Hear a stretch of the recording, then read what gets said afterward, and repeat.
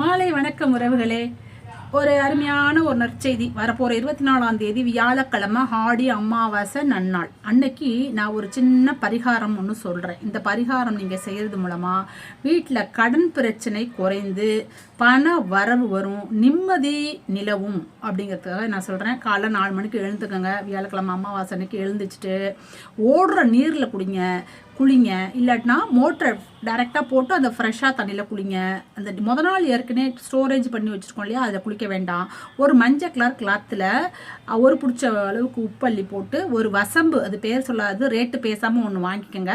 3 inch 4 inch இருந்தால் போதும். அதை வச்சு நம்ம குலதெய்வத்தை மனசார வேண்டிண்டு நிலக்கதவு உள்ள வாசல் நுழையிற பார்த்தீங்களா, அதில் உங்கள் குலதெய்வத்தை மனசார வேண்டிட்டு உங்களோட நியாயமான கோரிக்கைகளை வச்சு அதை கட்டுங்க.